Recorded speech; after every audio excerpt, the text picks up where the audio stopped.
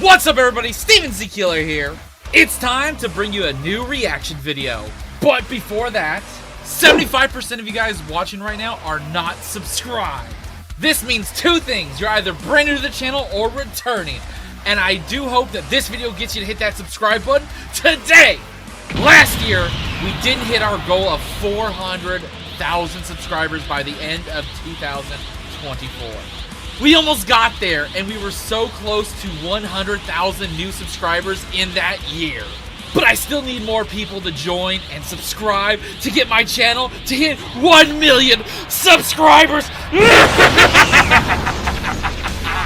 This upcoming year, the new goal is 500,000 subscribers, and I need you to hit that subscribe button today so we can hit it this year. I know we can do it.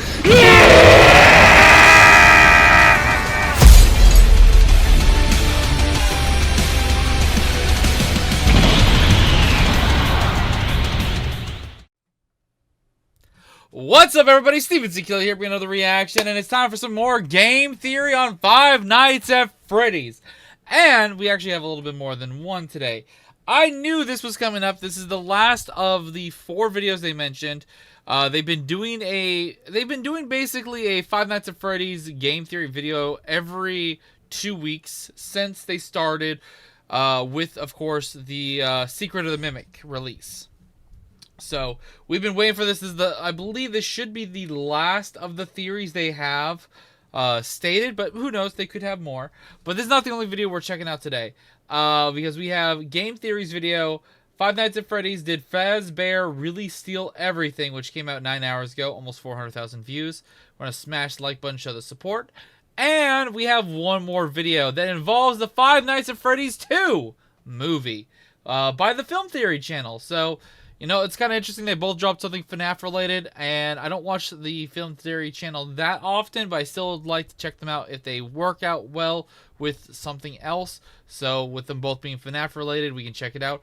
The FNAF 2 trailer proves me wrong, so like and subscribe, do all that good stuff. Now let's check out these 2 theories and enjoy them today. And if you guys didn't see the videos that I dropped yesterday, or maybe earlier today, this should be the second video on Sunday. I know technically this is a day later from recording this, but I should have had a new death battle reaction before this video, so check out that video if you're interested, or check out the multiple new Amazing Doodle Circus reactions I had just posted between Friday and Saturday, and anything else you might want to check out after watching this video. Anyways, let's get into this and see what they mean by did Fazbear really steal everything. Everything we've known about FNAF was a lie. Also, I need to lower the volume a smidge because I was recording something else for anime reactions on another platform. So, let's go. Or was it? On the surface, it seems like our old favorites, William and Henry, didn't actually create anything, and instead just stole it all from newcomer Edwin Murray. But true. How much of that is really true? And what if I told you, theorists? The answer is entirely up to you. Hello Internet, welcome to Game Theory, and welcome to our 4th and final episode in our Secret of the Mimic extravaganza. Alright, alright. I did not know if there was going to be another one added on because they kind of slipped that in the second one. Because originally there was only going to be 3 theory videos, so... It has been a wild ride, loyal theorists. We've uncovered the truth about the Murray family timeline, we've solved the mystery of mexes, and we've managed to figure out secrets of a previously suspected mimic, sun and moon. But the biggest question that I have yet to solve, and the main question I had going into this game, wasn't about the mimic, or Edwin Murray, or security breach. I wanted to know the truth about the origins of Fazbear Entertainment. William and Henry. These 2 characters we've known about since the beginning and yet know very little about. Where did they start? How did they create this empire? Who were they, really? But friends, there's still so much more lore to dive into. Nothing, and I mean nothing, could have prepared me or the rest of the internet for what we were about to witness. Oh no. Assembly may be required. No! Whoa! Are you kidding me? Oh my god! Henry didn't Oh even my invent God! the Oh my... To be fair, that reaction was several hours into stream where all we'd witnessed so far was invention after invention that we thought had been a Fazbear invention for years now, only to discover that Edwin made it. Like the Data Diver, a device used to access certain points around Murray's costume manor that looks an awful lot like the Faz wrench we use in Ruin. Or Yeah. Oh, I didn't even think about that. That's true. what about the massive list of characters? Happy Frog, Mr. Hippo, Orville, Monty, Roxy, Moon, Foxy, Chica, Music Wait. Actors. Happy Frog, Mr. I didn't even think about these ones. I knew about, like, Roxanne Wolf and, of course, Music Man. Hippo, Orville, Monty, Rock. Oh, wow. I think I even made the joke about this motherfucker being Monty Gator's, like, grandpa or something while playing. Moon, Foxy, Chica, Music Man, Helpy, even the wet floorbots from Security Breach share similarities to the Cleanovac. They're all Oh my god, you're right! here in Murray's costume manor with designs, schematics, and costumes strewn around the facility. Edwin and his wife Fiona designed them all. It felt like everything we'd known over the last decade had been a complete lie. It was never William and Henry, it had all been Edwin. Oh, by the way, not only are we watching this, though, if you're interested in other FNAF stuff, last weekend and throughout this week that just passed, I've been reacting to a ton of Five Nights at Freddy's content that involves music and animations for the 10th year anniversary and a bunch of other stuff. Or not 10th year anniversary, 11th year anniversary for FNAF. Or had it. See, while at first it definitely reads that way, there are clues hiding in voice memos, text logs, and just in the physical designs themselves that show us the truth is a little more nuanced. So let's jump into our unfinished helpful carts, friends, because we've got to get to the bottom of this and figure out whether William and Henry invented anything or whether they are just complete frauds. First off, there is one important thing we have to clarify. Did William and Henry actually steal Edwin's inventions? And the short answer is no. I've mentioned in a past few theories little tidbits of information about this, but while it was clear Fazbear had some shady business practices and were actively stealing employees trying to obtain company secrets, which is not totally legal, they never actually stole Edwin's intellectual property. Edwin was a contractor, and so they would have contracted him to make stuff for them, like the demo of Freddy Fazbear's Pizza that we see in the R&D department. True. And that whole process would have included contracts that decided ownership, which we sadly never get to see. I can tell you, though, as a former contractor myself, typically those contracts favor the client, the person who came to you to be a contractor. When I would shoot or edit a video for someone, that would then go back to them and they would own the final product. I didn't own anything. But what about Chica, who was made for Chica's Party World, not Fazbear? Or Roxy and Foxy, who were built for Edwin's TV show idea? Those were definitely I didn't Fazbear. think Or Roxy and Foxy, who I didn't really think about this. Oh, I know this one was that I guess that is technically Roxy's like first demo, I guess. were built for Edwin's TV show idea. Those were definitely Edwin's, and Fazbear surely had no rights to them. Well, until they did. One of the text logs you can obtain is from Willie A himself, and while the message is cut off a bit at the start, the intention is very clear. Quote, software development and the entire MCM catalog. We would love to keep you on as a lead engineer. Although we now technically own the land, we would never touch the house your parents built. Afton was offering Edwin a position at Fazbear because he had just bought MCM, its remaining employees, the ground it's built on, and most importantly, its catalog of characters and inventions. Fazbear now owns everything. They never stole it from Edwin, they just stole all his employees, drove the business into the ground, and then bought the rights so that they could claim it as They legally technically stole it. their own. But let's be honest here, that's kind of a small nitpick in this whole thing. The real issue here is that we believed Henry and William were these great inventors, and yet it seems like they just kind of bought everything and didn't make any of it themselves. How could Henry claim Trapped in prisons of my making if they weren't his making at all? So let's take a look and try to clear things up. Henry may not be the originator of most of the characters we've attributed to him over the years. R.I.P. Chica was Henry's first theory, but that doesn't mean he didn't invent any characters. From the minute you step into Murray's costume manor, you will find one item that appears everywhere in the facility: pizza boxes from Fredbear's family diner. Now, while we are visiting MCM, the place has been abandoned for a bit, but what that means is that while the place was active, so was Fredbear's diner, which makes sense given Fazbear Entertainment was a thing and had the means to buy MCM in the first place. They need some way to make money. We also see Fredbear and Spring Bonnie on a number of posters throughout the place, identical to the ones we found in Security Breach. But notice what we don't see throughout MCM. Despite promoting posters for the characters of Fredbear's, we never see versions of Fredbear or Bonnie within the main facility. And that is because of this line. Every one of my creations are available for purchase or lease. For Edwin to be able to say that, he would have to own the rights to the characters. But the fact that Bonnie and Freddy are missing implies that those two characters were not created and owned by Edwin, but instead William and Henry. Edwin has posters on the walls because there's clearly a long-standing relationship between the two companies, and based on his audio log telling us that they should Just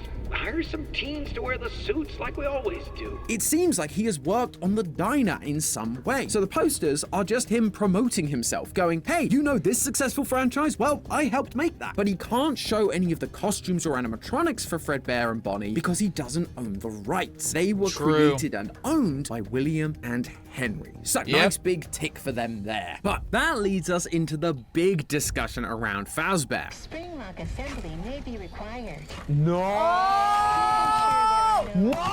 Hazards that could Are you cause kidding me? Oh my god! Henry didn't Oh even my invent god! the Oh my springlock. god! Did Edwin invent the springlocks? Before this point, He did, but at the same time, I think Henry developed his own version of or William and Henry probably invented his own version. Because I remember from the game, Edwin invented a better version, not the version they used, and what basically killed William himself later down the line. The ones that Edwin made were safer, more durable, and better. But guess what happened to them?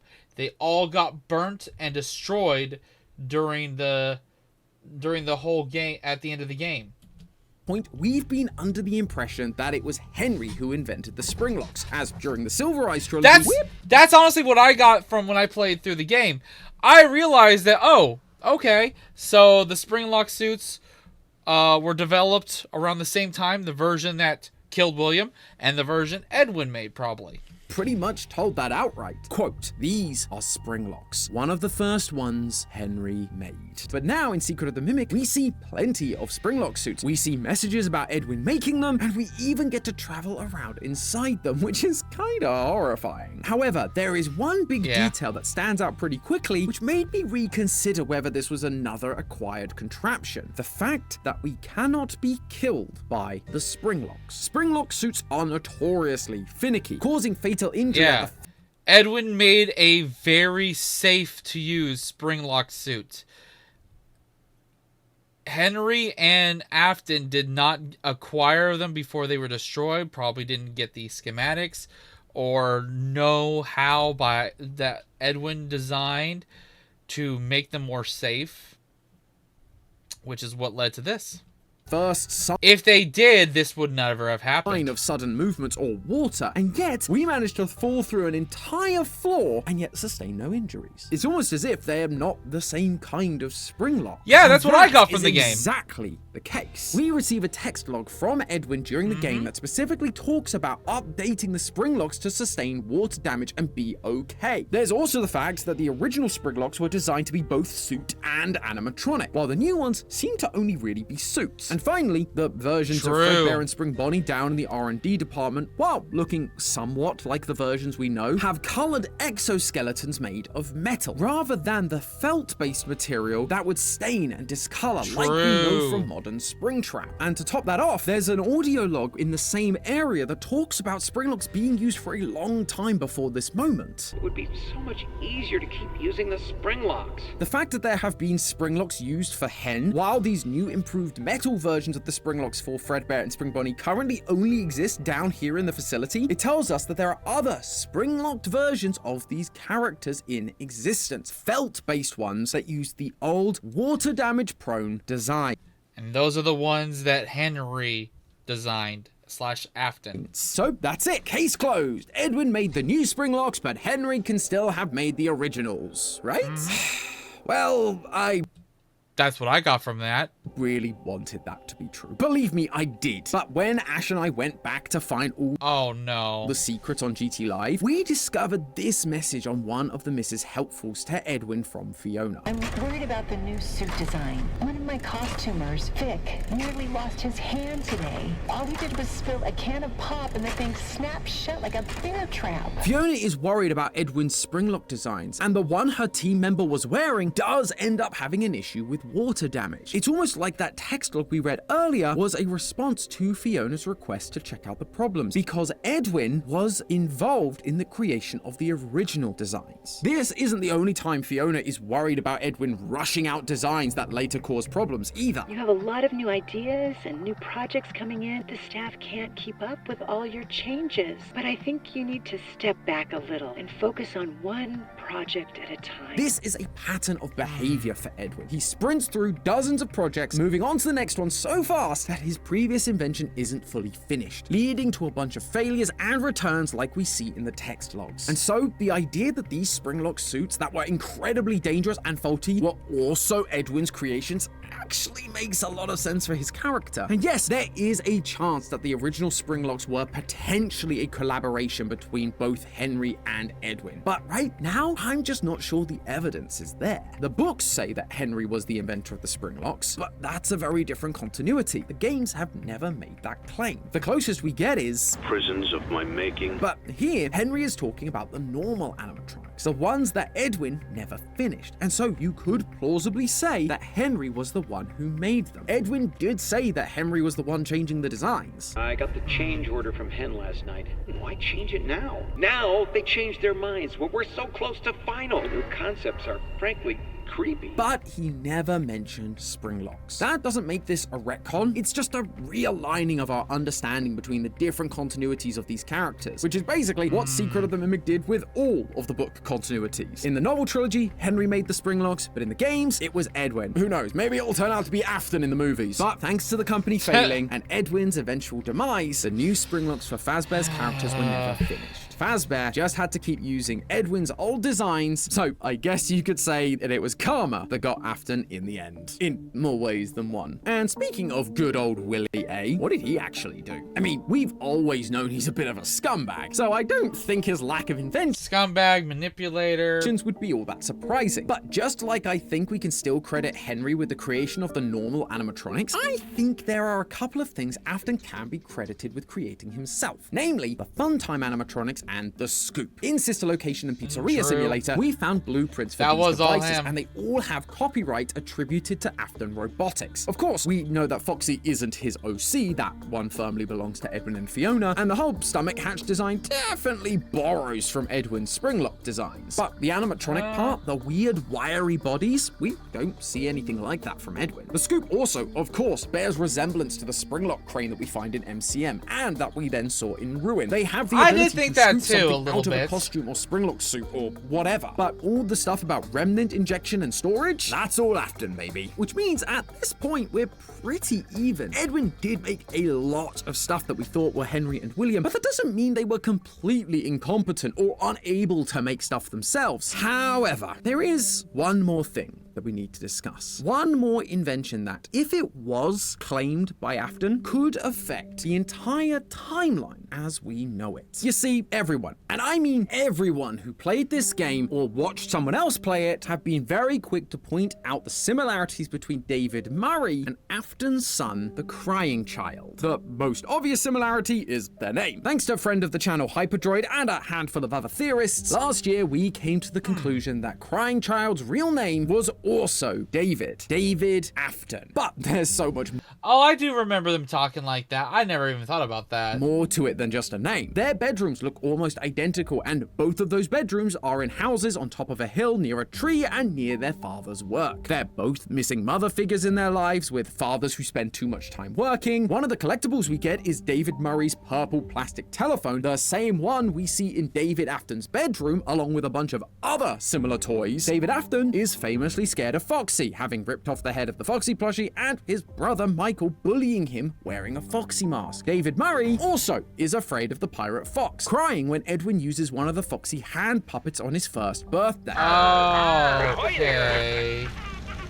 Oh, honey, you're scaring him. Both of them even have a birthday party for them coming up on a Saturday, only for them to I didn't even think about that. Both of them, yeah, they both died on their fucking birthday. die on that same birthday. Everything about these two feels identical to a strange degree, almost as if they're the same person. But obviously, as I've mentioned, David Murray is dead, so they cannot physically be the same person. But you know who is still alive and kicking? The thing that was created to become David Murray, M2. And this is where we hit an interesting fork in the road. There are two ways we can look at this information. There's the more literal approach, where the reason these two characters feel so similar is because they are the same character. M2 But that would make so much more complications, and also wouldn't go well with why Afton takes on the role of David, and Afton adopts it as his child. Or there's the less. Also, Murray's kid dies way even before probably William's kid dies, or is maybe even born. Literal approach. The idea that these similarities are actually parallels designed to point us in the direction of a different kind of Fazbear theft. That they took more than Edwin's creations. They claimed his entire story. And because this is the big finale, I wanted to do something special here. Secret of the Mimic has been all about getting us to re-evaluate our past theories, our past ways of thinking. It showed us that we can't hold on to theories too tightly, that we need to be open-handed and explore all the possible options to us. And so, rather than stand here and try to convince you that one interpretation is right over the other, I wanted to present you with both options, explore the repercussions and flaws of each of them so that you can come to your own conclusions. So, on the left is the ending where David Afton is M2, and on the right is the ending where Fazbear is trying to rewrite history. So, go ahead, make your choice, theorists. I'll see you on the other side. Oh no, I don't have time to watch 2 more videos. I wasn't expecting these options as a thing for the video, so we're gonna watch both of them, see where they go. You guys let me know down below, which direction are you choosing? William is actually innocent, or William is a thief? Honestly, I'm gonna go with the side of William's a thief. He's conniving, he's manipulative. I don't doubt that he did steal like a good portion of stuff and maybe manipulate it where he is in the right to have the property, but it is still stealing in a sense, because no way in hell am I ever going to say William is innocent. He's an asshole. Either way, we're going to watch both, but we're going to watch the thief one first, and then we'll also be watching, of course, this afterwards. So this is the... Here it is. This is the thief one. So let's check out this one first, and then we'll dive into the next. Ah, so you've chosen to take the evidence presented more literally. You want to believe that the reason that David Murray and David Afton appear to be one and the same is because they are one and the same. Or at least that both Davids are being played by the same character, M2. Interesting choice. Well, let's take a look at the evidence and see how Afton shapes up in this one. Before we can talk about what this path would solve, we have to figure out the how of it all. How was William able to get control of M2 and turn it into his son? David, the one thing that doesn't make sense though is how would he do this and still some of the things that lead to the the Ruin DLC happen? Crying child Afton. Well, that comes down to the secret ending of Secret of the Mimic. You see, in that ending, we complete new.exe. We get some glitched permissions that allow... Okay, so this is the secret ending where you kind of reset M2 back into David. ...us to access special doors in the Murray household. And from there, we fix M2, turning them into the perfect mimic of David. M2 then goes to bed and shuts off as the game fades to black. This is the only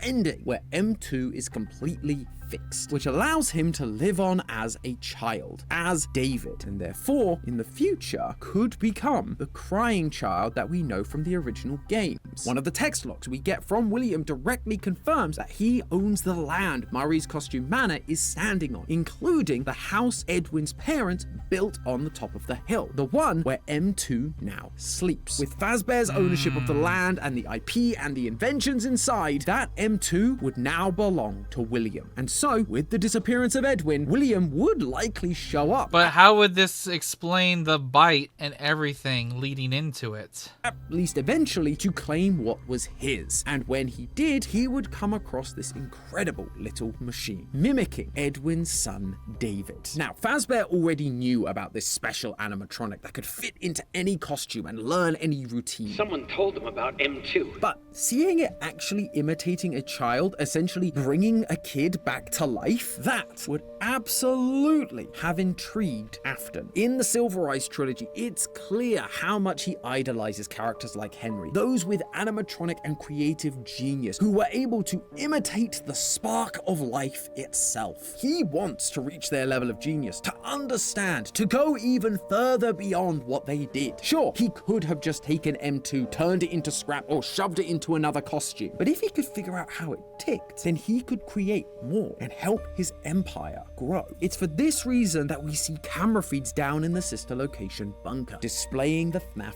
4 bedroom, the same bedroom where M2 was sleeping. He is monitoring M2, watching its every move. He threw different stimuli at it, high-pitched frequencies that messed with its vision, creating animatronics that looked like the stuff of nightmares, all to see how lifelike this thing truly was to a child. Afton was trying to understand how it worked. That's also why we see the Funtime animatronics using technology that allows them to mimic sounds and actions. It was Afton trying to replicate that same technology, but it wasn't fully there yet, because William wasn't the original creator, although they clearly did manage to mimic one thing correctly. Well, even Murray himself had a hard time replicating what he did the first time around anyways. But not to raise suspicion, Afton would need to make M2 look like another one of his kids. We see masks down in the sister location bunker, Afton's attempts to create realistic human costumes, one that M2 would be able to wear out and about, which is why when the Funtimes encounter Michael Afton all those years later, another one of the Afton kids, they knew what they had to do. They mimicked what they saw M2 doing all those years ago, jumping inside the skin of one of the Afton kids in order to explore the world. They were able to mimic an action, but they lacked the nuance of understanding. Just like M2 would stuff people into suits because as far as it could tell, that's just where human bodies went. Feels like there's maybe a bigger lesson we could take away from that. But there are a bunch of other pieces of evidence from previous games that suddenly begin to line up when we continue down this train of thought. For example, why does Mike bully his brother? Of course, older brothers can just be mean sometimes. I should know, I am one. But if David Afton is actually a robot kid wearing a skin suit and they are getting all of this attention from their father, well, that would make any kid jealous and want to lash out. The only thing that makes me go about this whole situation is if the bite happens to the mimic or M2 and he's supposed to be the crying child, this takes away the fact that the crying child's soul is also technically supposed to be in one of the animatronics later, like in Golden Freddy and stuff, right? On his real son. Why is he getting all the attention instead of me? It's not fair. Michael then goes on to have an obsession with the show The Immortal. Oh, actually, that would make more sense why William paid more attention to his younger son than his older one. and the restless, which the most famous and frustrating line is, The baby isn't mine. we've tried to make sense of this thing for years, but now we might finally have an answer. It's not that one of the kids was adopted, or that Afton had a kid with another woman. It's literally not a baby. It's a robot mimicking another man's child, David Murray. In the security logbook, Michael even comments that he relates most to Clara, as she is the one who seems to see the world she lives in as crazy, just like Michael doesn't The more I listen to this, the more this actually does make sense. understand how people can't tell that this is a weird robot kid that his dad is claiming to be his sibling. But the biggest thing that this solves is actually less to do with M2 itself and more how the mimic existing in these early parts of the timeline might solve the most infamous line in all of FNAF. I will put you back together. When this line first showed up, it confused the heck out of all of us. Up until this point, Afton had been speaking in a bright gold text using the color FFF57, and he starts off that way during his final speech to the dying crying child too. However, when we then get to the put you back together part, it's a paler shade of yellow, FFFA0.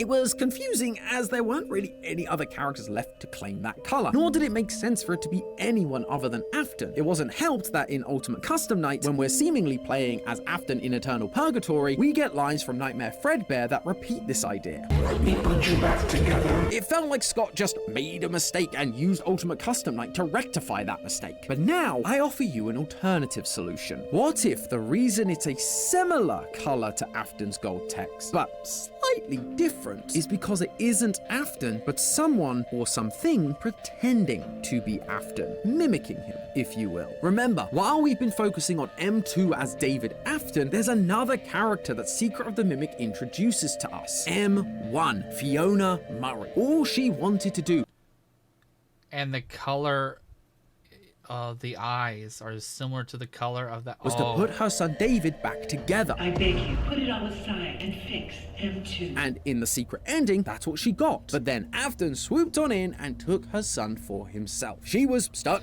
And also took, actually, maybe not. inside the cradle, the Mex's machine. She would have been powerless to stop him. But, as we've talked about before, she was taken away and likely installed into Fazbear's system. So, when Michael took it things became too glitch far trap and and got stuff. M2's head crushed inside of Fredbear, her motherly instincts kicked in. She managed to take over the walkie-talkie and speak directly to M2, promising to put her child back together again. Meanwhile, Afton would have seen M2 as broken and of no use. If anything, he'd actually kind of been an inconvenience to him based on Fredbear's dialogue. Plus, he couldn't even fix him if he wanted to. He was just trying to figure out how it worked. He hadn't actually solved it. And regardless, he now had his new fun times, who were using some kind of mimicking software. Those were more than what he needed. So he threw M2 away into the bowels of the rundown facility he owned, MCM, and cemented It also make more sense why the crying child didn't have a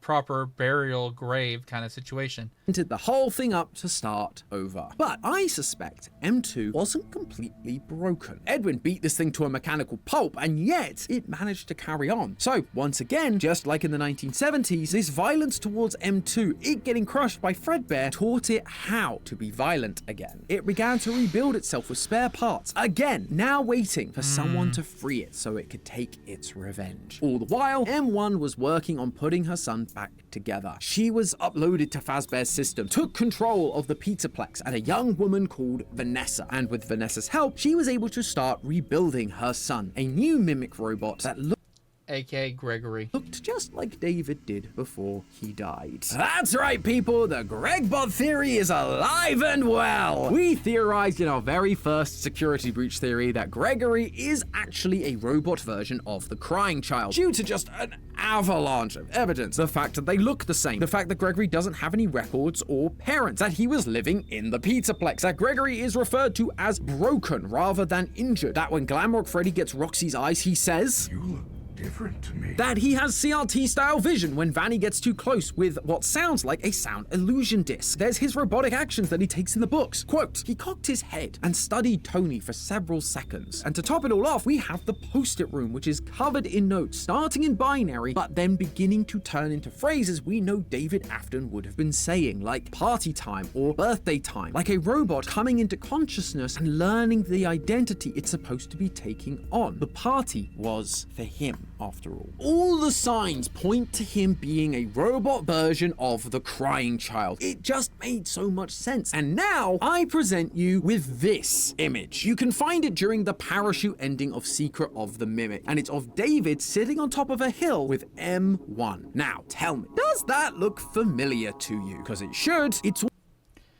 It's Gregory and Glamrock Freddy. It's similar to that. Almost identical to the image we get from the burn trap ending in Secret of the Mimic, with Gregory sitting on top of a hill with his protector, Glamrock Freddy. We are once again being shown the same looking scenario because they are meant to be showing us the same characters. Gregory is M1's attempt to recreate her broken child, David, M2. That might even explain why we get Gregory dropping the elevator on Cassie at the end of Ruin. It could be M1 or M2 controlling the system to get Cassie to come back, or it's because Gregory is still following his programming, acting under the orders of his mother, M1, to bring the family back together. Now, before anyone gets too mad at this idea, I recognize it's not perfect. For starters, while there's a bunch of No matter what, there's always going to be some flaws. evidence that does work when you look at it through the lens of M2 is the crying child, the trouble is, it basically all hinges on the secret ending being the canon ending, which is kind of hard to prove at this point, especially without the DLC or a sequel. Outside of that, there just isn't a lot of evidence for this line of thinking. The most convincing canon ending is the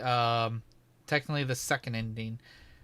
You essentially have to go in with confirmation bias. The idea that your belief is correct, and so you can find evidence that works because you already believe it to be true. That's not to say that this couldn't be the answer. All I'm saying is that right now, with the evidence we have, it can feel like a bit of a stretch. There's also the issue of M2 being in the basement of Ruin. I still firmly believe that the Mimic we meet in Ruin is M2 from Secret of the Mimic. So by having M2 go on to be the crying child, you have to jump through some weird hoops to make it survive Secret of the Mimic, but still end up locked away before Ruin happens. And those hoops are in. But it also doesn't make sense of, I guess, M2 being replaced and somehow still being alive, even though M1 makes Gregory, which is technically a replacement of M2, but not.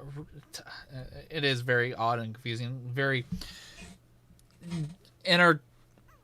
friction. There's a lot of friction to the idea. Highly speculative. It's me knowing point A and point C and essentially just making up point B to fill in the gap, which isn't typically how I like to do things because it's speculative at best and fanficky at worst. There's also the small things, like why would we hear a flatline in FNAF 4 if David Afton was just a robot M2 the whole time? And of course, there's Gregbot, the most Marmite of our FNAF theories in recent years. Some people love it and some people hate it. In fact, most people hate it. And believe me, I get it. I don't mind it. For some of our human characters to just be their own thing rather than copies of others. Plus, with M2 down in the basement, it means we end up with 3 mimics running around. And that just feels unsatisfying from a story perspective. Let's just say Vanessa is also a robot like the movie novelization seems to imply and just have a full set. And that was kind of the point of this whole experiment. If we've learnt anything from Secret of the Mimic, it was that everything we thought we knew at the end of the day were just theories. We don't have all the pieces of the puzzle, and so we're left to interpret what we do have, and that can be done a couple of different ways. That doesn't mean a theory is wrong necessarily. It's just that nothing can be truly said with certainty. A new game or book or heck, a toy could drop and suddenly it's back to the drawing board. We have to be open-handed with these ideas, explore all the avenues and find the answers we think work best. If you don't like this interpretation, this is a theory, a concept, an idea with some good points and evidence that could lead to this direction with there's plenty of things to deny at the same time. That's okay. There's a whole other ending of this theory waiting. FNAF's lore is open to you. And to really nail that home, I'm actually going to be going live right now. After this episode goes live with John FNAF, Rytos, Heidi's Fantasy, Hyperdroid, and Dorko to talk about all of these interpretations. The stream is available. By the time I'm watching this, I think they're already done with their stream. And by the time you guys are watching my reaction, they are done. So if you want to see that stream, go check it out. Let's see the other one. William is actually innocent. I see the concept of a Fazbear conspiracy caught your interest. Can't say I blame you. You're a theorist. Video game conspiracies are literally what we do best. And this connection between these characters immediately seems suspicious. It couldn't just be a coincidence, right? Oh no, my friends. This rabbit hole is big. Big enough to fit every iteration of William Afton we've had throughout the years. No, not you. Get out of here. Honestly, why do you even exist? What I'm trying to say is that a coincidence implies this kind of similarity has only happened once. However, thanks to Secret of the Mimic, we've actually got a bunch of quote-unquote coincidences between the original set of games and the new lore we've learnt about from this new game. Just look at one of the other important Murrays, Edwin. He is a brilliant robotics engineer whose life is defined by two things: his incredible world-changing inventions and the soul-crushing loss of his wife and son. He's a genius haunted by tragedy, whose own creations ultimately become twisted into something monstrous and turn against him, killing both him and his son. Now, flip over to what the original games told us about William Afton, a creative robotics genius whose entire family story is defined by loss and tragedy at the hands of the killer robots he created. Baby kills Elizabeth, Fredbear kills David, and Michael is then killed by the Fun Times. We also have the mysterious and absent Mrs. Afton, who we've theorized about in the past being represented by Ballora, the musical ballerina from Sister Location, mostly because of the song she sings. Why do you hide inside your walls when there is music in my halls? All I see is an empty room, no more joy, an empty tomb. Again, doesn't that sound familiar? Almost like it's exactly how M1 Fiona feels. Her husband locked away inside his walls, trying to work on projects, not spending any time with her. I miss you. All with the room of their dead child laying empty, waiting to be filled by M2. But wait, there's more! There's the old house on the hill with a secret underground workshop, the Murray house above MCM, and the Afton house above Sister Location. There's a robot designed to be a babysitter that essentially fails in their duty. Security puppet was designed to protect Charlie, yet she dies. Oh my god, that's true. Fiona, who was designed to protect David, and yet he also dies on her watch. There's the burning down of a facility, but the main villain survives it. There's mysterious molten metal that works as a kind of power supply for the machines created, giving them life, as it were. You have the primary villains of the franchise, Afton and M1 Fiona, wanting to put their children back together. And there's then the wonderful and ever underutilized Baby, who gains sentience after the accidental death of William Afton's daughter, Elizabeth. William then rejects her, banishing her to a secret underground lair he built beneath the house. A near beat for beat parallel of M2's story of rejection from Edwin. I could go on, but I think you get the point. The number of times the stories from older games paralleled the stories of the Murray family cannot be purely coincidence. It's a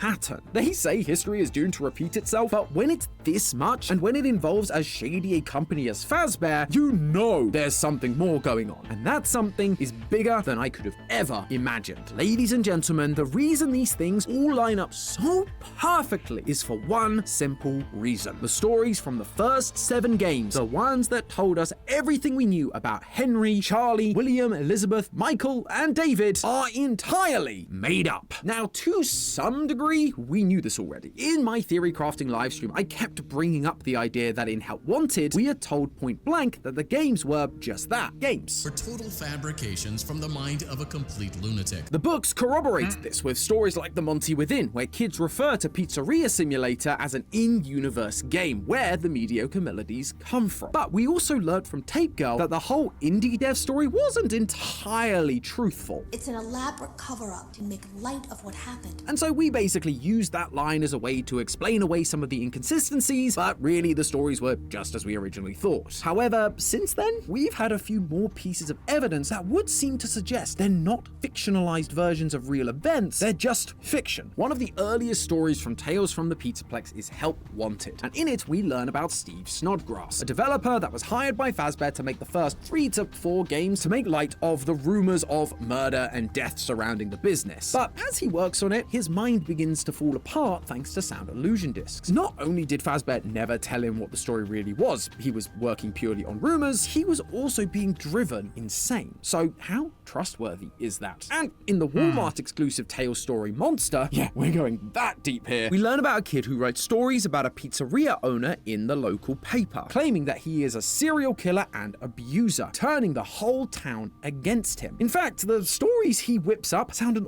awful lot like the FNAF 1 newspapers we see in the game. But throughout the story, we're told explicitly that these stories are completely fictional, fabrications made up by a kid with a grudge. And if that's the case, we're being shown that these FNAF 1 newspapers also can't be trusted. And with that in mind, it makes you question what else can be trusted. Of course, I'm not saying that absolutely everything is fake. If we have corroborating evidence, especially from the Steel Wool era of games, the ones that took that meta approach and revealed to us the real world that these games existed in, then we should be good to go. Like, we do know that William and Henry existed. They're mentioned in Secret of the Mimic audio and text logs. Likewise, a FNAF 6 location definitely existed because we find it underneath the Pizzaplex. And clearly, there was an incident or incidents that Fazbear wanted to cover up with a set of video games in the first place, as we're told about in Help Wanted. However, what I'm saying is what caused those events might now be something entirely different, because outside of those in-universe games, we don't really have any evidence for them, and so we can't rely on them as 100% true, or even rely on them happening as we saw them at all. And when you open up that can of worms, suddenly everything we thought we knew is thrown into question. Was William Afton actually a murderer, or just an awful business owner? Did Michael die and come back to life as a purple husk? Was anything ever really possessed by spirits to begin with? Maybe instead of a murdery business owner with a bunch of ghost children possessing animatronics, it was always just a rogue AI that Fazbear got their hands on, they couldn't control, and had a habit of stuffing people into suits that could also mimic. I could see some of this actually being an idea that could work to revamp and show that it's what we know from the past, but I'm not 100% sure if I like it if it goes this route.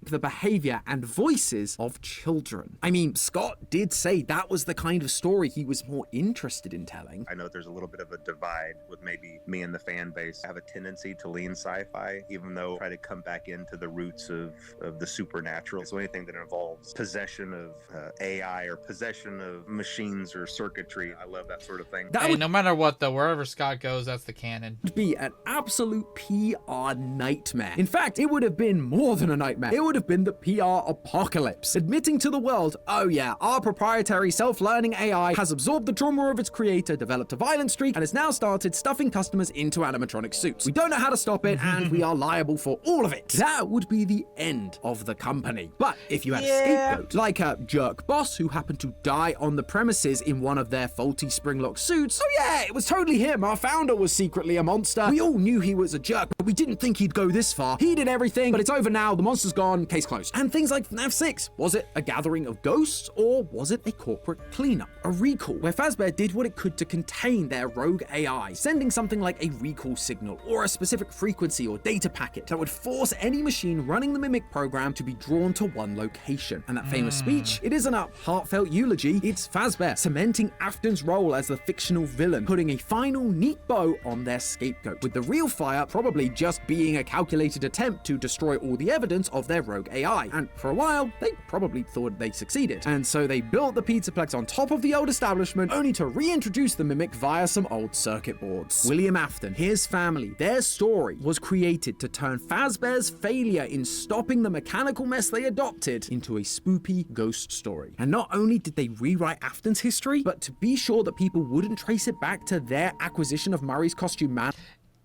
that would mean that this would go in the route where if this is all made up and whatnot, there would actually never have been an actual William Afton. And Edwin's mimic, they took parts of Edwin's story and planted it onto their founders. Fiona was a puppeteer. Oh, okay, maybe not. And so M1 was translated into a puppet created by Henry to protect his child. One of the most traumatic events of Edwin's life, the death of his son, became the death of Afton's son, the Bite of 83. The echoes of M1's Fiona's grief over her lack of connection with Edwin after the death of their son turned into a verse from a video game.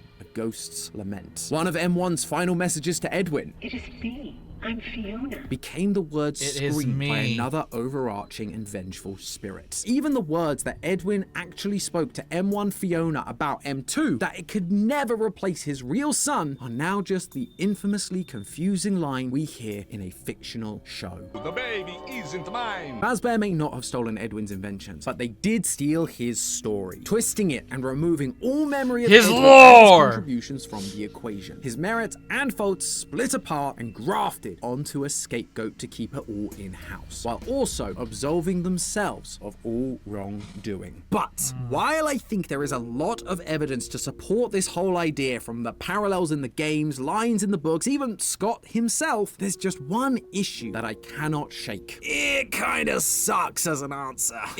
Yeah, that's kind of how I was feeling too. It's basically turning around and telling us, yeah, the last 10 years of theorizing, it doesn't matter, start over. And that is just...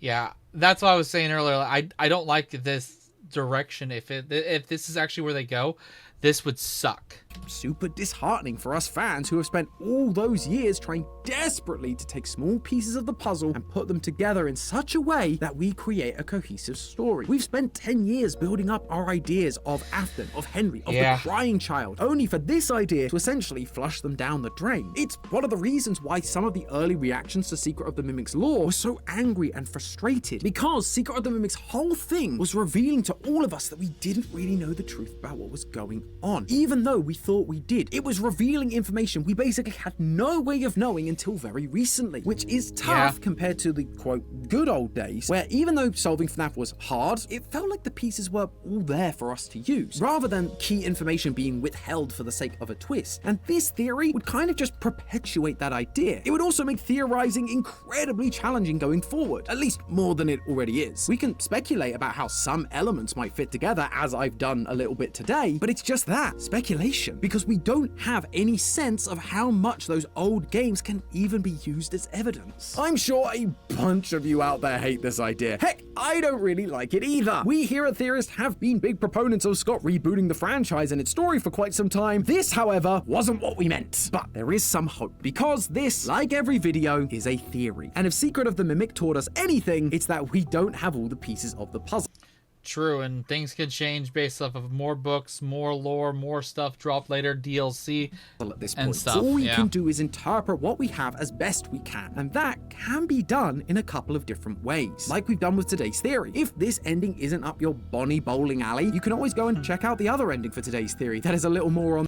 I will say I do like this ending way more. I like this one more than this one, that is for sure. The keep everything canon side. At the end of the day, the important thing is that we are open-handed, be willing to explore all the avenues and work together, because that is how we solve this weird and wonderful franchise. And right now, I'm going to be doing just that by going live with John FNAF, Right Toast. Yeah, and if you guys, like I said earlier, if you guys want to see the stream that is available on the channel, interesting theory. Lots of stuff went through the 3 other videos before this one. I don't doubt that there's going to be more down the line where they come up with some more stuff, maybe figure things out. And of course, if there's more theories out there you guys want me to watch and or react to, let me know down below. I'll try to. Some of these creators that they talk about in these streams, I have seen, like Right Toast recently. We are going to be watching one more video. I'm going to have a little small jump cut though, so just a heads up. There was a small jump cut between this segment and the last one, so I'll be back, but we will be watching the Five Nights at Freddy's trailer Prove Me Wrong theory right now. Welcome back. We are cutting in, and 2 things. One, I realized something after I ended the last recording. And like I said, I'm putting all these stuff together in one big reaction. I sat down, I'm not even joking, to do 2 video reactions in one sit down. But if you guys aren't aware, for some reason you should be, but we went from one to watching this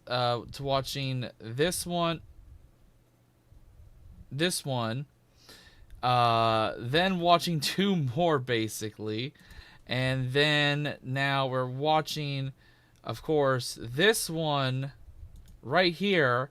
And as I'm scrolling, I noticed that there was a FNAF video from Film Theory that came out 6 days ago, 7 days ago, as recording this almost. So I'm gonna be splicing all this together. We're gonna watch this. And I don't know how long this reaction is gonna be, but this is a mega theory video reaction. I don't know how many people made it to this point of the video. If you did, thank you. And 2, well, to be fair, my analysis on my videos always show that people stop watching at a certain point, even with certain videos and stuff like that. So even though there's very few of you out there who are watching the very end of this, I appreciate you making it this far at least. Anyways, let's get into this. Find out what everyone missed in the FNAF 2 trailer, a video that came out on the 10th. And this is a continuation to that trailer, or that theory video, the following week. So let's go. The new trailer for Five Nights at Freddy's 2 is finally here. And not to hype things up, but this one tells us exactly what Scott has planned for the series headed forward. I guess you could say he's the real puppet master here. Hello Internet, welcome to Film Theory, the show that's wearing a giant animatronic bear head today. I'm blending in with game theory videos right now. So, did you guys see the new FNAF 2 trailer? Well, listen, at this point, if you're familiar with the Theorist channels at all, you know we cover a lot of Five Nights at Freddy's. It feels like we've made hundreds of videos trying to solve the just watched 3 more. Fun fact, but as many of you know, I was actually a video editor over on Game Theory before FNAF first even started up. I was here where the first FNAF theories got made, though I somehow managed to avoid working on them until like 2020. I was pulling a Neo and dodging all those bullets, man. But that let me experience those theories as a fan, something most of the team didn't get to do. I also had the cool experience of creating a theory on the first movie when Matt was actually in that movie. He didn't tell me anything about it before that video came out, so the video wasn't really compromised, and he trusted me with that responsibility. But needless to say, my relationship with FNAF and theorizing about it's unique, which is why I'm happy to say that I'm really, really excited about Five Nights at Freddy's 2, especially after the latest trailer dropped a couple weeks ago. I thought the first film was a good foundation for this series, a solid adaptation that did capture the heart of FNAF, but had area for improvement. But with this new trailer, dude, the budget The first film needs a lot of improvement. Bump is real. The sets, the costumes, the cinematography. This does look way better than the first one. Everything is noticeably better. And the artists once again crushed it on the animatronic designs. Fun fact, the people who made those animatronics are actually the fine folks over at the Jim Henson Creature Shop. You probably know them best for their work on stuff like Sesame Street and the Muppets and like the head that Deadmau5 used to wear. Yeah, like the musician. We've been tracking this film every step of the way. We speculated about it using the first movie and its novelization. We tried to work out the entire plot after Scott released some maybe real, maybe fake script pages during the FNAF anniversary event, and we decoded the first teaser earlier this year. And now that we have this new full trailer, I want to continue the trend. I want to take everything we've seen up until now and see if this trailer shines a new light on that information. What else does this trailer tell us? What can we learn about the story of this new movie from the split-second shots and mysterious voiceover? Honestly, this is some of my favorite parts of theorizing. This new trailer both confirms and debunks some of our previous... By the way, if you haven't seen my reaction to the trailer, I do have it up on my channel. ...theories, which I think is awesome. They're keeping us on our toes, keeping us guessing, and we as a theorist community can have some real fun again, just digging into movie predictions. And real talk, but I think that this trailer legitimately changed where I thought this movie franchise was headed. So put on your Freddy masks and crank that music box, loyal theorists. We're jump scaring into this trailer. So going in here, I'm gonna... Oh my god, I just realized with what we just watched from the game theory stuff, when they, if they ever actually get to some of the mimic stuff, that is going to be interesting. I'm going to be trying to put these scenes together by group, trying to sort them into either where they go in the movie or by their narrative purpose. So cool? Cool. The first section of the trailer I want to cover involves what I'm going to call the Freddy Fazbear break-in. And it actually starts with the very first shot, where we get this blue van driving down a street during a rainy night. The license plate here reads out, "I see dead people," a fun little reference to The Sixth Sense. Yeah. I see dead people. But another fun reference? That's funny. Well, the van is basically identical to the one we see in Security Breach and in Secret of the Mimic. Now, I don't think that's really significant or anything like that. Secret of the Mimic takes place in the 70s, Security Breach in the 2020s, and we're pretty sure these movies are set in the early to mid-2000s, so it's just a fun reference. Anyway, we then see a group of characters led by a woman played by actress McKenna Grace step out of the van with flashlights, clearly looking to break into Freddy Fazbear's Pizzeria. She explains that this was the original Freddy's location, while the one we saw in the first film was a franchise location.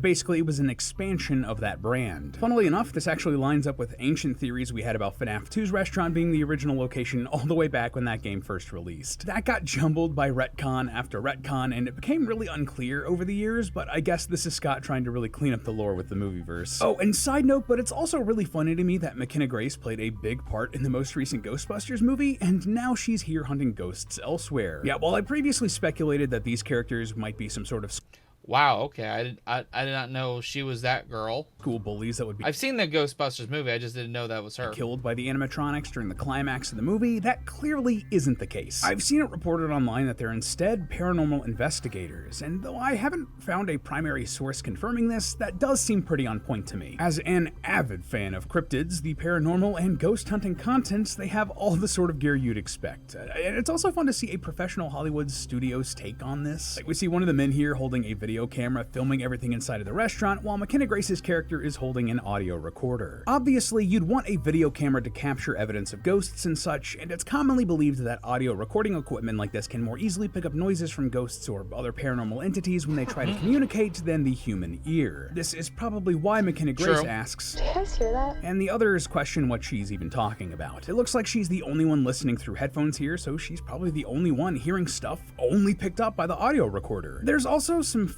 Oh, so that's okay. So she only hears the music box like sound through that. Oh, I didn't notice that during the trailer. Music box melody playing in the background here during this bit, which will become quite relevant in just a moment. That being said, I also don't see other equipment you'd typically find for these sort of ghost hunting crews. They don't have a spectrometer, an EMF meter, a thermal temperature reader, or even a Microsoft Kinect. Yeah, that piece of garbage is being used in ghost hunting now. Though if these films are supposed to be set in the early to mid 2000s, then I guess it would make sense that they wouldn't have a Kinect since that wasn't out yet. Oh, and just because I wanted to mention this, I did actually try to identify what type of camera this guy was using to see if I could pinpoint a model and year it was released. Basically trying to catch the filmmakers using stuff that wouldn't have existed at the time. But I just couldn't do it. I even brought on our live action producers and Tom, who's had experience working with cameras and TV, and they called this camera, quote, painfully generic. So, yeah. They even like gaffed over the brand name on the camera. Like they put tape over it so you couldn't see it.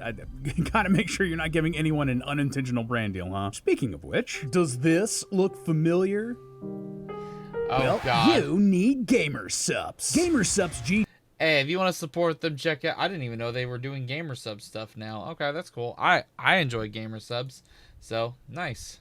Subs today. Anyway, inside of the restaurant, we see a lot of FNAF imagery you would expect. We get a look at Freddy art on the floor. Inside of the restaurant, film. Funny enough, this one's actually one of my favorite flavors. I get the non-caffeine version of it. Not even joking about that. See a lot of FNAF imagery you would expect. We get a look at Freddy art on the floor, old merch in the form of plushies, a creepy shot of a worn-down Balloon Boy statue, though notably not the animatronic Balloon Boy we saw in the first teaser, and most interestingly to me, a pirate ship. This wasn't really a thing in the FNAF 2 game, and... Yeah, but that right there, that Balloon Boy thing, reminds me of, like, when I was a kid, they had those really shoddy-looking... stone / plasticky statues and stuff like that, like Ronald McDonald sitting on a bench in front of a McDonald's, stuff like that. It just reminds me of something like that for probably Five Nights at Freddy's.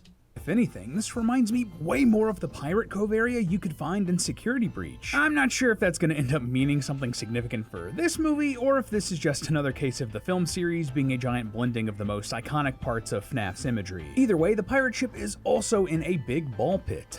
Makes me wonder if this one also allows for time travel. Well, probably not, but I still can't believe that that's a real thing and has been a significant part of FNAF lore and come back up in recent time games. travel. It's crazy to think about that. Elsewhere, we FNAF. also get our first look at a sort of cave or tunnel looking area with water going through the tunnel. This is probably part of some boat attraction and is used for some pretty effective scares elsewhere in the trailer, but the thing I wanted to point out most here, well, if you look pretty closely at the walls and maybe up the brightness a bit, you'll see a bunch of oh my fucking god.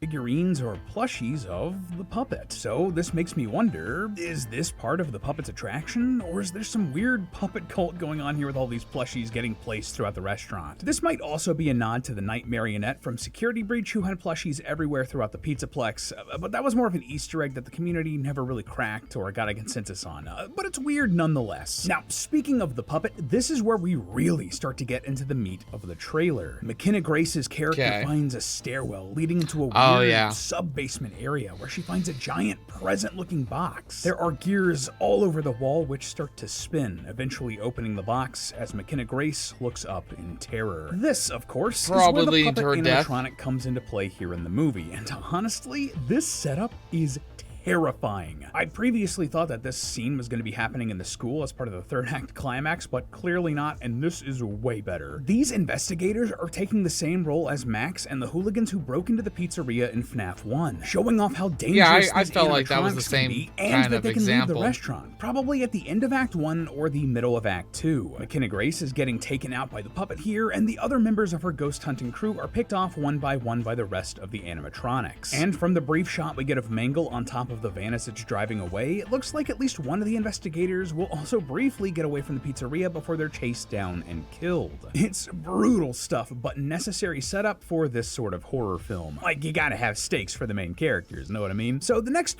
and actually good fucking scares. Big set of scenes from this trailer are what I'm gonna call the that was still the biggest downside of the first FNAF movie. Not really much, honestly, good jump scares. Their best jump scare was shown in the trailer of the original FNAF movie. Life section involving Mike, Abby, and Vanessa just trying to live their best lives. For example, we get a sequence of Mike and Vanessa out at dinner. This is clearly a pretty nice restaurant, or maybe just an Olive Garden, it's kind of hard to tell. But either way, this is really giving the energy of a romantic date to me. Vanessa wonders if this is what being normal feels like, and Mike comments that they're both doing fine. They've been through a lot, and you know what? I agree. Not everyone gets stabbed by their serial killer dad. That's incredibly traumatic. And it looks like Vanessa is feeling some PTSD because of it. There's another shot of Vanessa laying on a bed, clutching her stomach roughly where Afton stabbed her in the previous movie.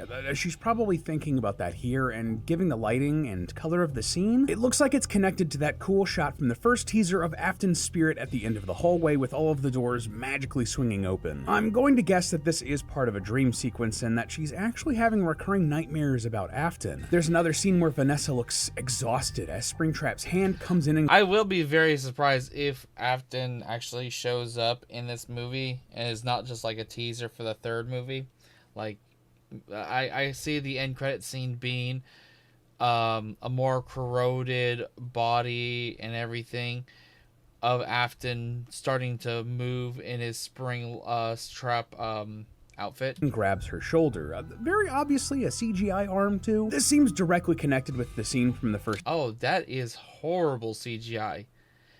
That right there needs some touch up. God damn. Teaser of Vanessa pulling a gun, so she's probably hallucinating her father attacking her again and pulled a gun only to find nothing there. Oh, and just before we move on from Springtrap, there's another great scene of him running down a hallway.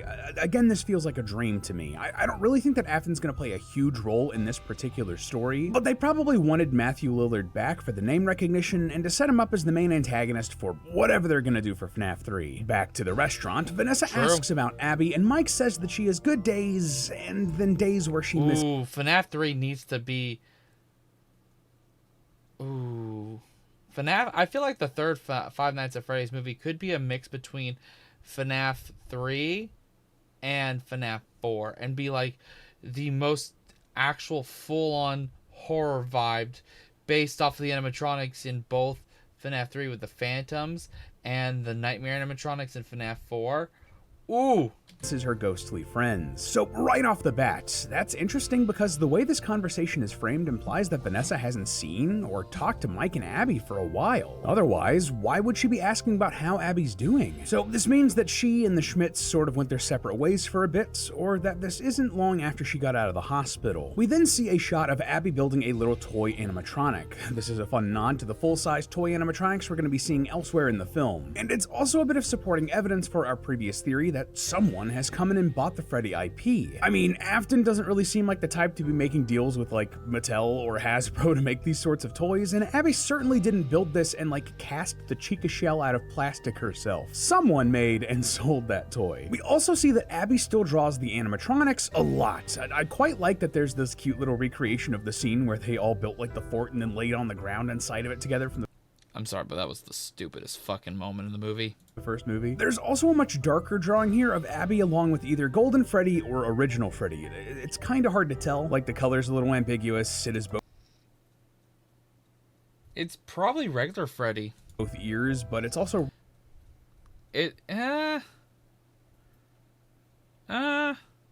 I guess, yeah, it is hard to tell. Recreating a scene with Golden Freddy. Either way, this drawing is like evil. Oh, looking. she's holding hands with them. That she has darker memories of that particular animatronic than she's letting on. But also interesting here is that these other drawings are of the toy animatronics, not the original ones. And there's a drawing here of Abby inside of a ship on the water. Perhaps the pirate ship we talked about earlier? So there are a couple of possibilities here. Either Abby has already visited the new location from this movie, and this scene is from later in the movie after she's drawn to the new animatronics, or they're somehow visiting her and invading her dreams, or something like that, trying to lure her to the new pizzeria. At this point, I don't really think we have enough information to outright say what's going on, but given the new animatronics seem to need the fast talker to communicate with Abby, I'm gonna guess the former option for now. Vanessa then says that this story that you're gonna fix those animatronics is only giving her false hope. This has a couple of interesting implications. First of all, are the animatronics broken? Did something happen? The restaurant from the first movie did kind of collapse as Afton was defeated, but most of the structure remained intact and we didn't really see any of the animatronics get hurt or broken. So that's how I felt. Someone broke in and damaged them, or they're not functioning for some other reason? Like, is Afton's spirit somehow hurting them in some other way? Or perhaps, as we previously speculated, whomever bought the FNAF franchise might have come in and taken parts from the FNAF 1 animatronics to put them in the toy animatronics. Maybe that's why they're broken. Either way, we know that Mike is trying to fix them, but either can't or is pretending that he can't. It's a fun conflict setup, which leads us to our third big group of scenes, the main characters and their interactions with the new animatronics. It starts here with Abby trying to talk with her ghostly friends through the Fast Talker toy. Can any of you hear me? At first she gets no answer, but later, at night, the Fast Talker lights up in Abby's room, and like we know this is Abby's room, just look at the drawings on the wall, and we do hear a voice coming through. Help us come find us. I will show you the way. Just to get this out of the way, it looks like Mike and Abby may have moved into a nicer house that they're fixing up, or at least that's what's implied here because this house here in the trailer is not the same one from the first film. Anyway, the spirits are now communicating through the Fast Talker, and this directly connects with the shots we see of Abby riding up to the sister location from both this trailer and the first teaser. But something else big here, the voice says, come find us. Come find us. Remember, at the very end of the credits of the first movie, we hear the letters spelling out, come find me, all while the puppet's music box is playing. That implied that the puppet was asking Mike and Abby to find them. So, come find us here in the trailer is oddly similar, isn't it? So, the voice talking through the Fast Talker here, it isn't the original ghosts. It's not Abby's friends. It's the puppet trying to lure her to the new pizzeria for some reason. Other scenes in this section of the trailer include a lot of what we've seen before or things close to it. The animatronics out and about, at the fair, in the neighborhood, at the school about to attack the character played by Wayne Knight,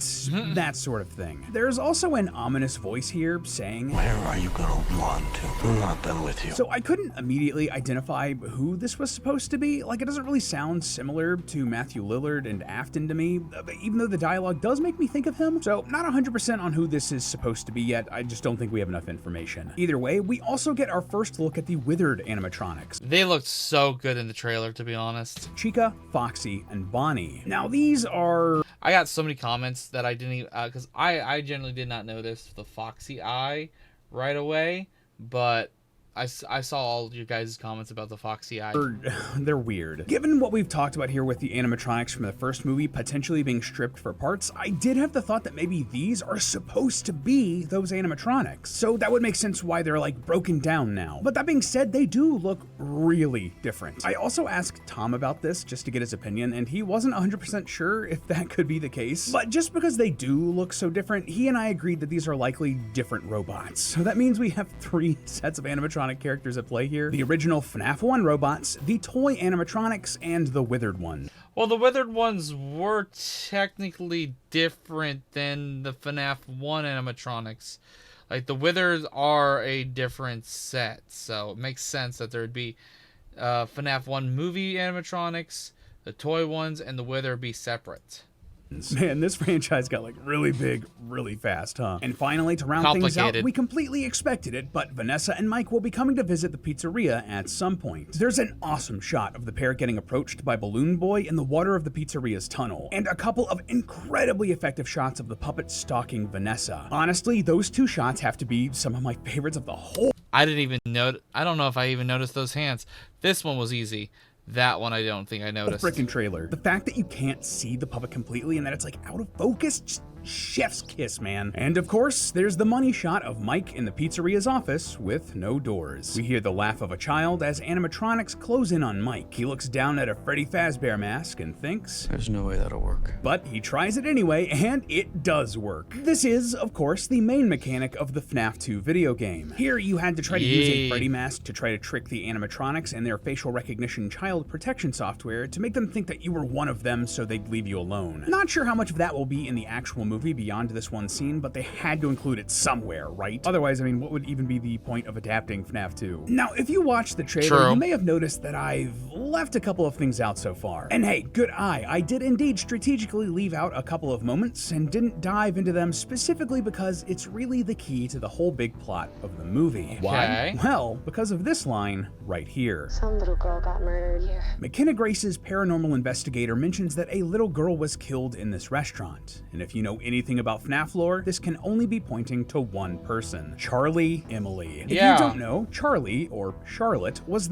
I don't think I picked up on that during my reaction either. the daughter of Henry Emily, Afton's business partner in the lore. Afton killed Charlie here at this original location. All of this is information we got from the FNAF 2 game. And beyond this verbal mention, I think we actually see Charlie in this trailer. During the climax, there's a split-second shot of a girl being attacked. This is the actress Audrey Lynn Marie, and though I haven't seen any official reporting on it, common speculation online is that she's playing Charlie. And I mean, she does have the look. She's a little girl with long brunette hair.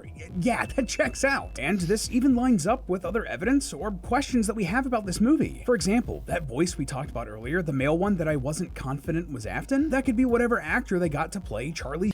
They need to make sure this movie isn't short. I still feel like the first one could have had better development if it was just a smidge longer.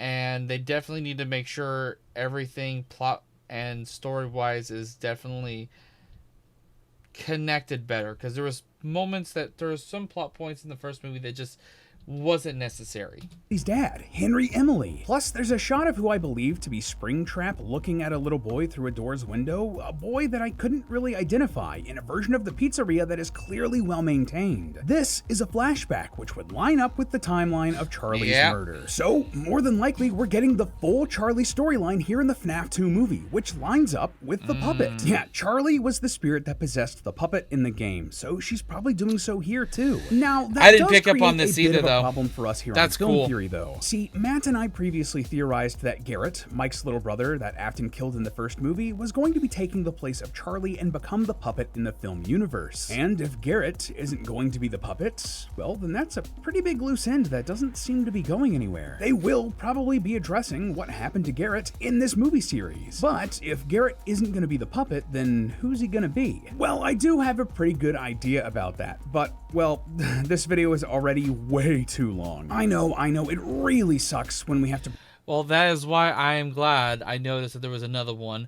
We're going to get right into the next one. This is going to be an interesting video. I don't even know how long. I think as of right now, this is well over an hour. once I put all these 3 recordings together, this is going to be a long video. Shouts to those who made it all the way here. The new trailer for Five Nights at Freddy's 2 proved one of our old theories wrong, reopening the question, who... Also, I'm not going to lie, it's like 2 in the morning. I'm trying to record this and get this done before I go to bed, and I'm tired as fuck. Who is Mike's brother Garrett? What role is he going to play? What ghost is he going to be in this series? Well, though the trailer might have proven one old theory incorrect, another one might actually be right.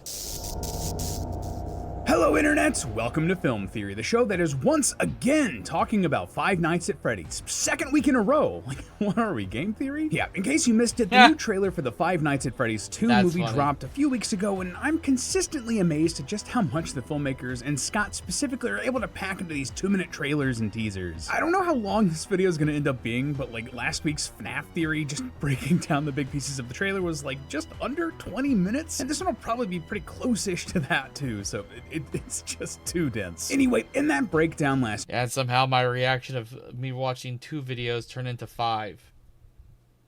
Hit the like button. Week, one of the big pieces we put together was that FNAF 2 is almost certainly going to feature a character named Charlie Emily, a little girl from the lore of the FNAF games who would go on to die and possess the puppet. The puppet is the big new scary animatronic in this movie, so it makes sense that Charlie's going to take that same role in the movieverse. But this creates a bit of a problem for us here at Theorist. See, Matt and I previously speculated that another character was going to be taking Charlie's place as the puppet. That theory is years old at this point, go check it out if you want a refresher, but I felt pretty confident in it until this new trailer. It just made sense to me that they were going to try to condense the characters in the film series to try to make it simpler for a mainstream audience, but clearly that isn't the direction they're headed in for the series. This is FNAF. No way the maker of FNAF is ever going to make something straight fucking forward.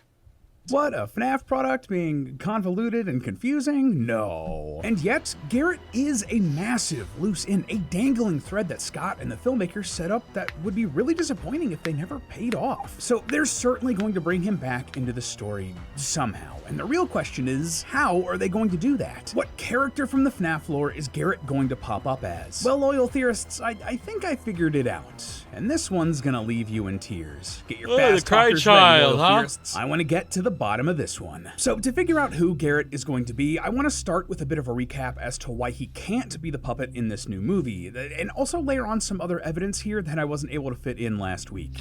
Even though the crying child is technically supposed to be William Afton's youngest, or one of his young kids, but it'd make more sense that they just switch that up. Basically, why is Charlie definitely the puppet, but not Garrett? Well, according to one of the new characters talking about the pizzeria in the trailer, some little girl got murdered here. A little girl I'm pretty sure we actually see screaming in the trailer. This is almost certainly pointing to a very specific character from FNAF lore, the aforementioned Charlie Emily, daughter of Afton's business.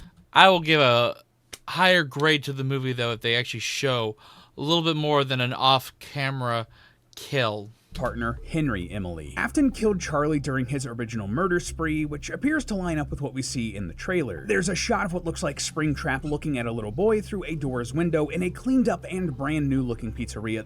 This is clearly a flashback. And Charlie being in this movie even lines up with the script pages Scott released during the FNAF 10-year anniversary. If you don't remember, Scott released 4 pages from the FNAF 2 movie script during the event, but the catch was that only one of them was real. After seeing the first teaser, the script page I think is the real one sees a man leading his children, Gemma and Darren, into a hidden room in the pizzeria. Honestly, the only thing going against this page was that it included a carousel with characters who might not even exist at this point. But, well, we see a carousel in the trailer, and though you can't make out which animals are on it, I wouldn't be surprised if there were cameos from those animatronic characters I originally wrote off. Anyway, this script page could now show Charlie and this little boy, the one that we see in the trailer, being led to their deaths as the cold open for the movie. Now, you may have also noticed that the names I mentioned on this page, Gemma and Darren, don't line up with the likes of Charlie or whatever. But that's actually a pretty common screenwriting trick. If a writer or studio want to keep the exact details of a role secret,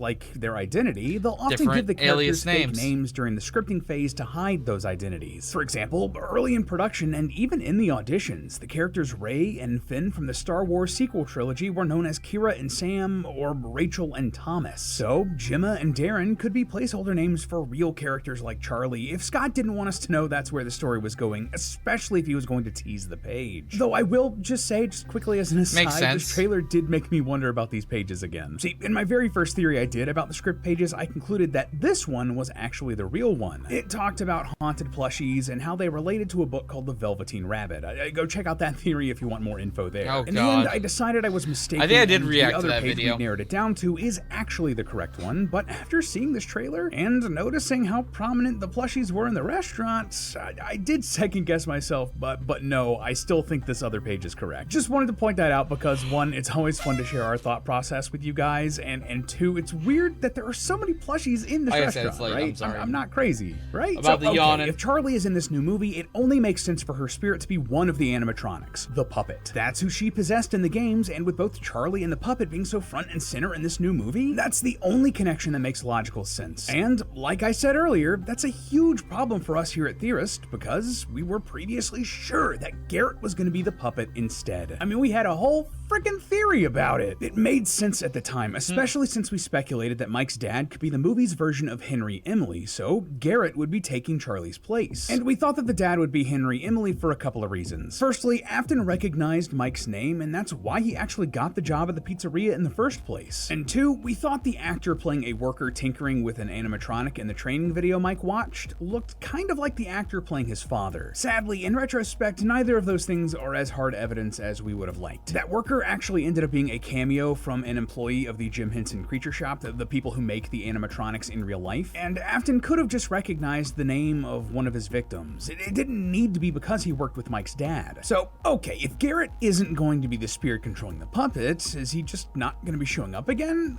That wouldn't make a ton of narrative sense. He's a huge part of Mike's backstory and a giant dangling thread. No, he's going to show up again. So, who is he going to be when he does? What ghost is Garrett going to become? Well, there is one spirit that he could fit perfectly into. Someone from the games that Garrett could embody and create a satisfying... Ooh. Is Garrett supposed to be replacing possibly Cassidy? narrative, helping to resolve Mike's arc, the Afton storyline, and finish out the trilogy in Five Nights at Freddy's 3. And who is that? Well, loyal theorists, Garrett is going to be the FNAF movie universe's version of the Crying Child. Okay, I said that earlier, but I was like wondering if they were going to go the route of more Cassidy as like somebody who is like already moved into a body and whatnot, or as a spirit. But I was right about this still too, but I was thinking they were going the route of an animatronic that he is possessing at this point.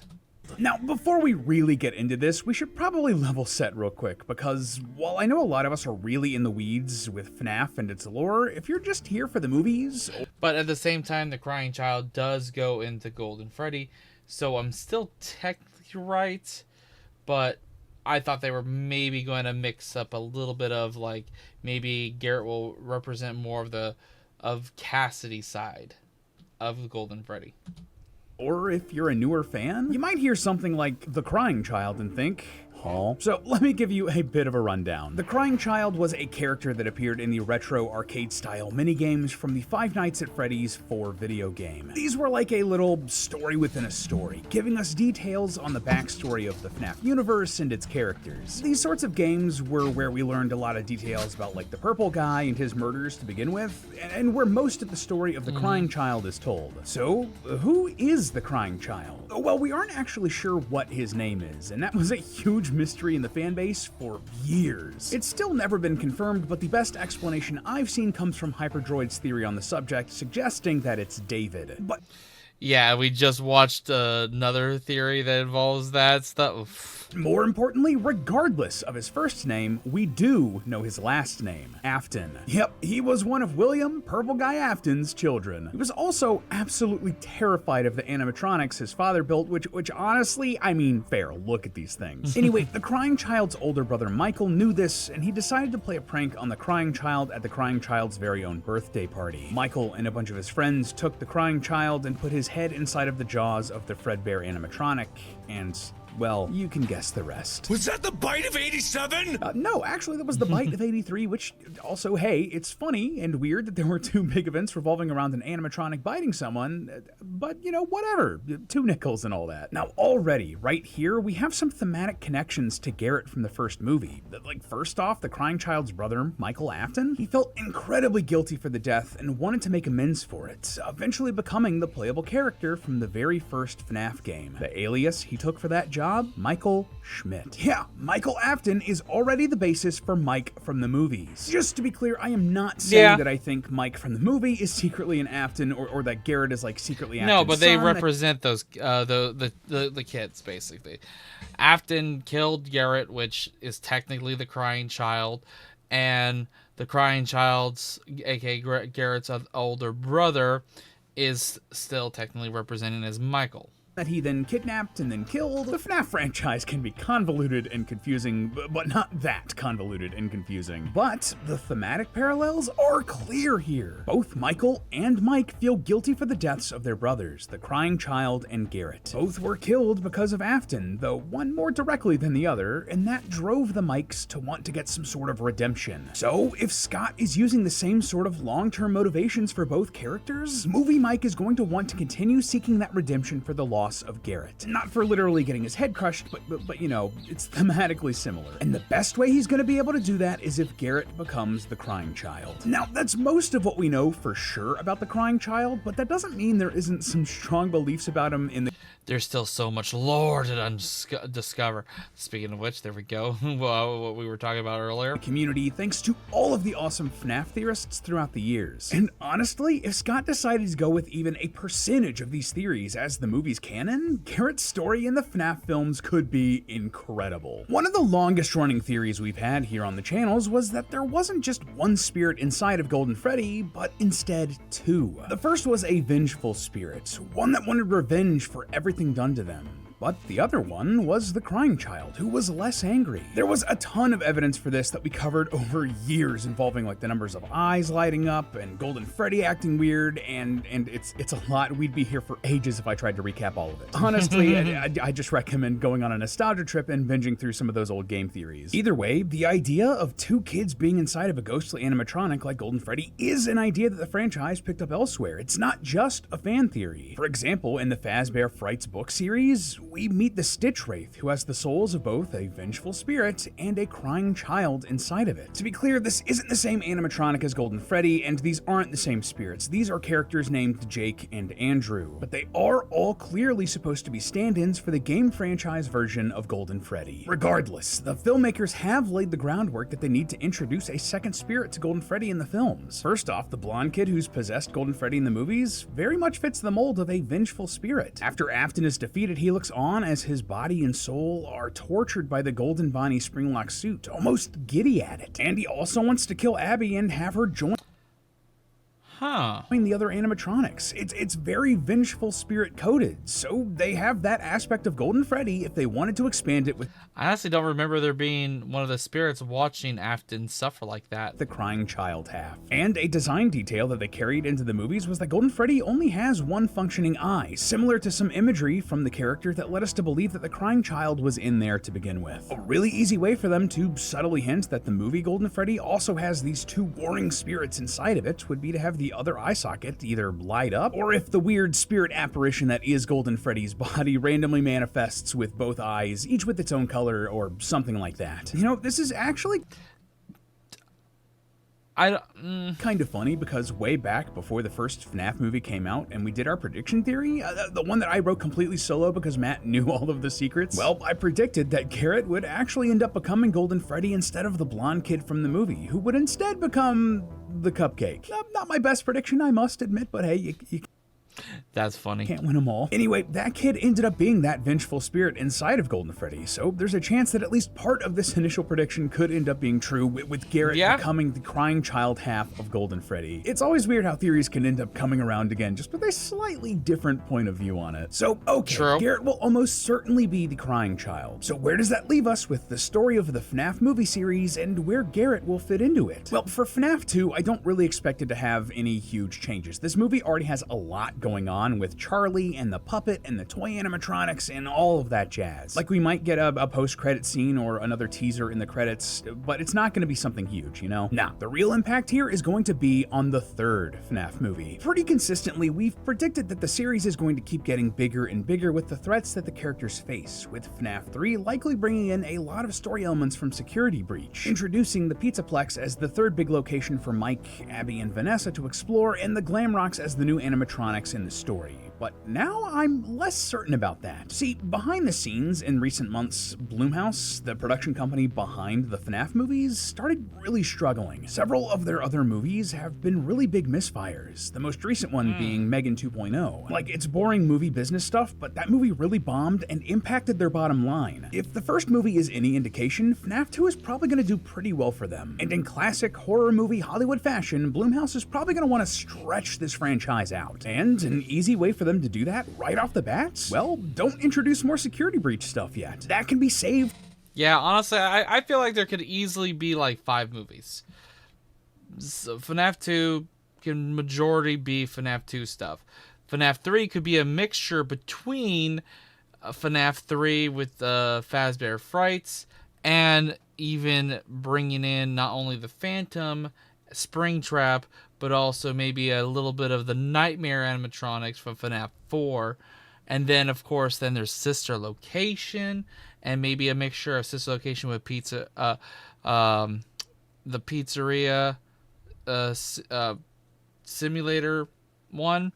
And then after that, they could do a more...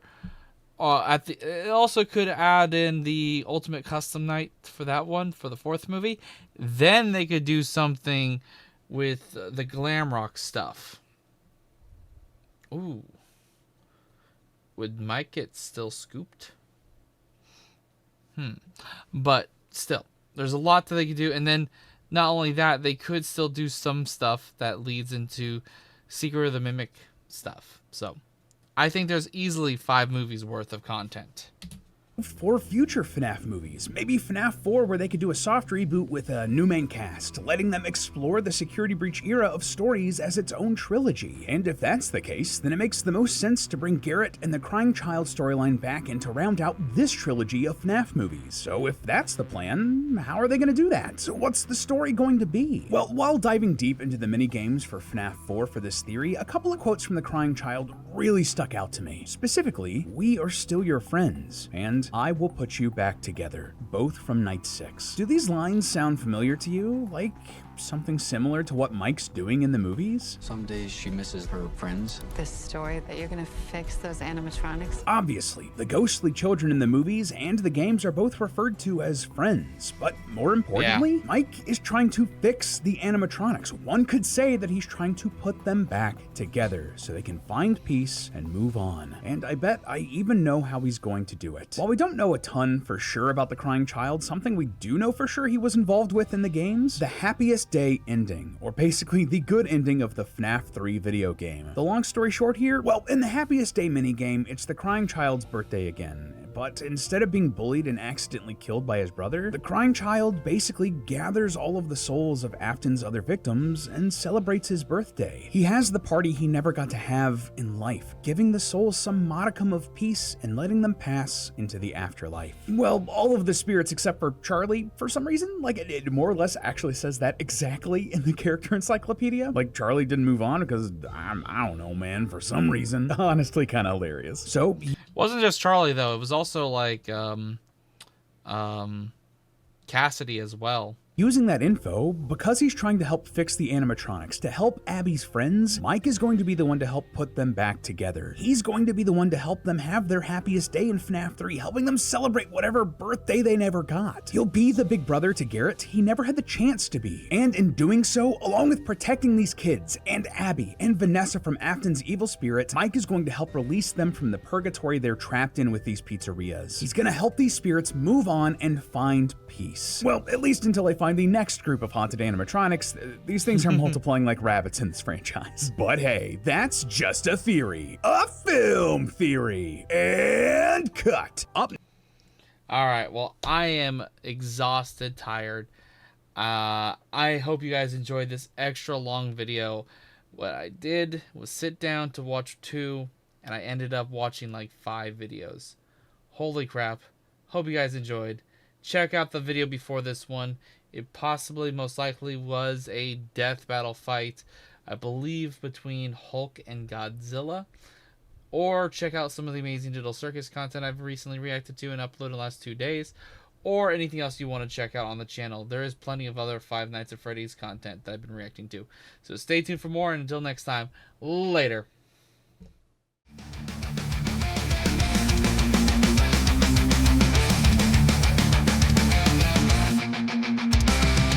the pixelated world where the gamers unite, there's a name that shines bright, bringing joy to the night. Steven's killer, he's the king of the screen. With his epic playthroughs, he ranks as a meme. Laughing out loud as we watch him explore. From horror to laughter, we can't help but want more. With a heart full of passion, he shares his delight. Steven's killer, take us on another